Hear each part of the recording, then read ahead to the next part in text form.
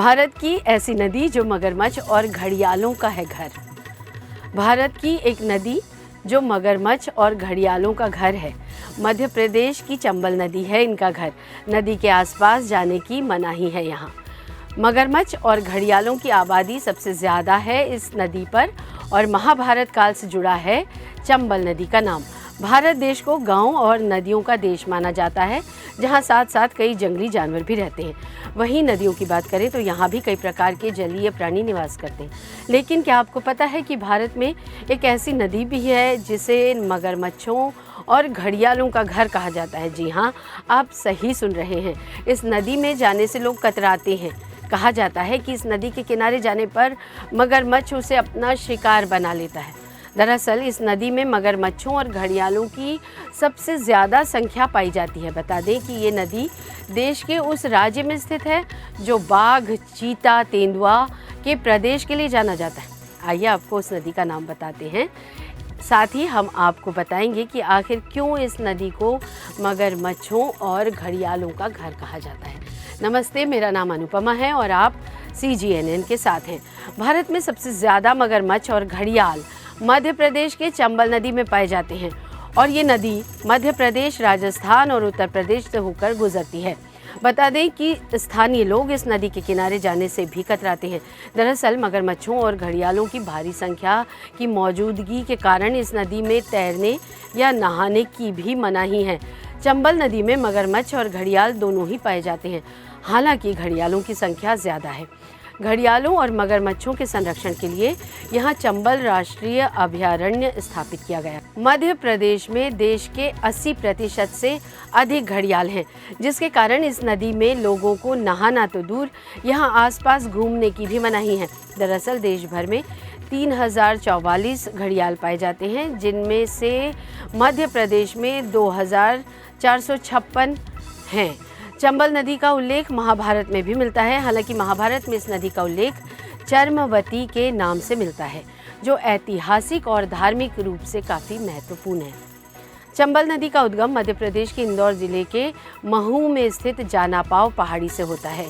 ये नदी उत्तर पूर्व दिशा में बहती हुई राजस्थान में प्रवेश करती है और फिर उत्तर प्रदेश के इटावा के पास यमुना नदी में मिल जाती है। चंबल नदी मध्य प्रदेश की बड़ी और प्रमुख नदियों में से एक है, लेकिन इस नदी को लोक मान्यताओं के कारण अपवित्र कहा जाता है। चंबल को डाकुओं का इलाका माना जाता है, पर अब यहाँ डाकू नहीं रहते, लेकिन इस नदी को लोग अपवित्र ज़रूर मानते हैं। इस नदी के बारे में कहा जाता है कि ये नदी हजारों जानवरों के रक्त से उत्पन्न हुई है। एक अन्य कहानी के मुताबिक राजा रतिदेव ने हजारों जानवरों को मार डाला था और खून को इस नदी में बहा दिया था। इस घटना के बाद से लोग इसे श्रापित मानने लगे। वहीं ये भी कहा जाता है कि लोक कथाओं में चंबल नदी के किनारे पांडवों और कौरवों के बीच हुए जुए के खेल और द्रौपदी के अपमान की घटना का उल्लेख भी इस नदी के आसपास से मिलता है। कहा जाता है कि द्रौपदी ने नदी को श्राप दिया था, जिससे लोग नदी में स्नान करने से हिचकिचाते हैं। चंबल नदी में काली सिंध, पार्वती, बनास, क्षिप्रा आदि नदियां मिलती हैं। चंबल नदी मध्य भारत के लिए एक महत्वपूर्ण जल स्रोत है और इस पर कई बांध बनाए गए हैं, जो सिंचाई और बिजली के उत्पादन में मदद करते हैं। चंबल नदी के निचले क्षेत्र में बीहड़ क्षेत्र है, जो मृदा अपरदन का परिणाम है। चंबल नदी के 960 किलोमीटर की एरिया को साल 1978 में राष्ट्रीय चंबल घड़ियाल अभयारण्य घोषित किया गया था।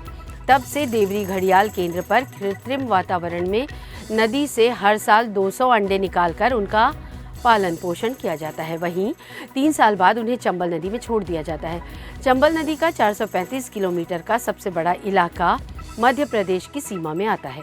चंबल नदी में जलीय जीवों की गणना का काम पहले मुरैना जिले के चंबल अभयारण्य के अधिकारी किया करते थे, लेकिन अब ये काम मध्य प्रदेश के साथ उत्तर प्रदेश और राजस्थान, तीनों राज्यों के जंतु विशेषज्ञ एक साथ जलीय जीवों की गणना कर रहे हैं।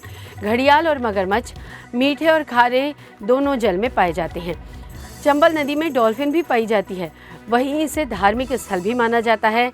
यहाँ पचनद पर महाकालेश्वर महादेव का सिद्ध मंदिर स्थित है। यहाँ पर अन्य कई छोटे बड़े तीर्थ स्थल भी हैं। ये क्षेत्र महाभारत काल से जुड़ा हुआ है। कहा जाता है कि महाकालेश्वर महादेव की स्थापना पांडव पुत्र भीम ने पूजा अर्चना कर की थी। ये भी माना जाता है कि भीम ने इसी जगह पर राक्षस बकासुर का वध किया था, जिसके कारण इस स्थान का नाम बकेवर पड़ा। धार्मिक के साथ साथ जलीय जीव जंतुओं के प्राकृतिक सौंदर्य से भरपूर ये पचनद का क्षेत्र है। चंबल नदी और वहाँ के जलीय जीव को लेकर ये जानकारी आपको कैसी लगी, हमें कमेंट करके ज़रूर बताइएगा। वीडियो को लाइक और शेयर भी ज़रूर कीजिएगा।